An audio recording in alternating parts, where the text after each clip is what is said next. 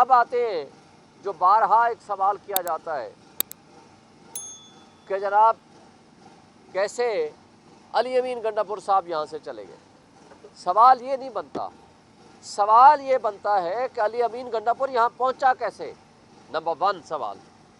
دوسرا سوال یہ ہے کہ آئی جی اور رینجرز نے کس اختیار کے تحت آئین پہ حملہ کیا، صوبائی خود مختاری پہ حملہ کیا جب کے پی ہاؤس میں جا کر اٹیک کیا. اس لیے کہ کے پی ہاؤس یہ کیپٹل میں، کے پی ہاؤس خیبر پختونخوا کی یہ ٹیریٹری کہلاتی ہے. آپ کسی بھی صوبے میں جائیں گے، خواہ وہ آئی جی ہو یا رینجرز ہو، اس صوبے کے چیف ایگزیکٹو اور وہاں کے قوانین کا پابند ہو جاتا ہے. اگر کسی مجرم کو بھی پکڑنا ہو تو آپ کو عدالت سے اور وہاں کے آئی جی سے پرمیشن لینی ہوتی ہے. یہ ہے قانون. لیکن آپ نے صوبے کی خود مختاری پہ بھی اٹیک کیا، آئین کے اوپر بھی اٹیک کیا، اور آپ نے وہاں جس طرح توڑ پھوڑ کیا اور آج سیل کر دیا، یہ یزیدیت اور فسطائیت کی بدترین مثال قائم کی ہے. اب دوسرا سوال ہے کہ علی امین گنڈاپور یہاں پہنچا کیسے. یہ کٹ پتلی وزراء کہا کرتے تھے کہ جناب وہ اٹک پل کراس کر کے دکھائے. وہ پہنچا، اٹک پل بھی کراس کی، وہ ڈی چوک پہنچا، اس نے اسپیچ کی. اور اگر وہ فار شارٹ پیریڈ کے لیے اپنے گھر میں گیا ہے، یعنی اس کا 2 منٹ کی ڈرائیو پہ ایک گھر ہے، اس کا آفس ہے، وہ چیف منسٹر ہے، تو یہ جرم نہیں ہے. جرم ان کا اس کے اوپر اٹیک کرنا ہے. سوال یہ ہے کہ جتنی اس کے اوپر شیلنگ ہوئی، جتنا ان کے لوگوں کے اوپر تشدد ہوا، ایون ڈرون سے اور ہیلی کاپٹر سے وہاں شیلنگ کی گئی، اس سب کچھ کے باوجود تمام تر پاکستان کی تاریخ میں سب سے زیادہ شیلنگ ان کے قافلے پہ ہوئی. اس تمام تر ساری بدماشیوں کے باوجود وہ اپنے منزل مقصود پہ پہنچا. یہ دوسرا بڑا لیڈر ہے عمران خان کے بعد جو وہاں دی چوک میں ان حالات میں پہنچا. پہلے آپ کو یاد ہوگا 25 مئی 2022 کو بھی اسی طرح کا انہوں نے حرکتیں کی تھیں اور عمران خان یہاں پہنچا تھا. اب اگلا سوال یہ ہے کہ یہ جو ایف آئی آریں کٹی ہیں، میں بطور وکیل نہیں، بطور آئی وٹنس پچھلے کئی سالوں سے میں یہاں ہوں، یا ابھی میں پارٹی میں ہونے کے ناطے ساری چیزیں دیکھ رہا ہوں.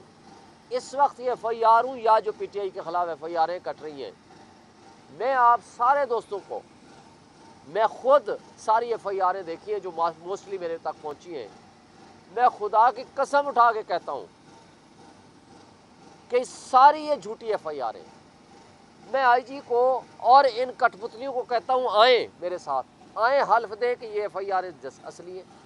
اس کے اندر ایک ایس ایچ او کو یا ایک تفتیشی کو یا ایک سب انسپیکٹر کو کس نے بتایا؟ تمام ایف آئی آروں میں لکھا ہوا ہے عمران خان عدالتوں سے ملاقاتوں کا ناجائز فائدہ اٹھا کر، ہر ایف آئی آر میں یہ فقرہ لکھا ہوا ہے. کوئی ان کا ماسٹر مائنڈ ایک تھا، ماسٹر مائنڈ ان ساری ایف آئی آروں کا یہاں اور لاہور کا ایک ہی تھا. ساری ایف آئی آروں میں لکھا ہوا ہے کہ عمران خان نے ملاقاتوں کا ناجائز فائدہ اٹھاتے ہوئے لوگوں کو ترغیب دی، اپنی پارٹی ورکروں کو، کہ جاؤ انتشار پیدا کرو، جاؤ یہ کرو، جاؤ یہ کرو. یہ فکرہ کیا یہ تفتیشی، یہ پولیس والا وہاں اس میں اڈیالہ جیل میں بیٹھتا ہے، یا اس کو کسی مخبر خاص نے اطلاع دی ہے؟ اور مخبر خاص وہاں کون بیٹھتا ہے جو وہاں وکیلوں کی یا لیڈروں کے درمیان ہونے والی گفتگو سنتا ہے؟ بات یہ ہے کہ یہ جو کچھ کرنے لگے ہیں نا، یہ اپنے جال میں خود پھنس رہے ہیں. اور اس کٹ پتلی شہباز شریف اور یہ بلاول بھٹو جو آج کل اپنے اقتدار کی بھیک مانگنے کے لیے جو بوٹ پالش کرنے میں پیچھے لگا ہوا ہے، ان سے میں ایک دفعہ پھر مطالبہ کرتا ہوں، ظلم اتنا کرو جتنا سہ سکو. یہ احتساب کا وقت قریب آ چکا ہے تمہارا. لوگ اٹھ کھڑے ہوئے، لوگوں کو پتہ چل چکا ہے کہ تم کتنے بڑے فراڈ ہو، کتنے بڑے منی لانڈرر ہو، یہاں سے پیسہ اٹھاتے ہو، ملک سے باہر لے جاتے ہو.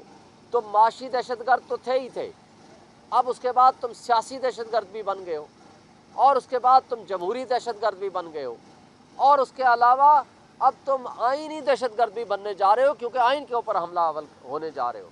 تو آج بھی وقت ہے اپنے فیصلوں پہ نظر ثانی کریں، اس ملک کو چلنے دیں۔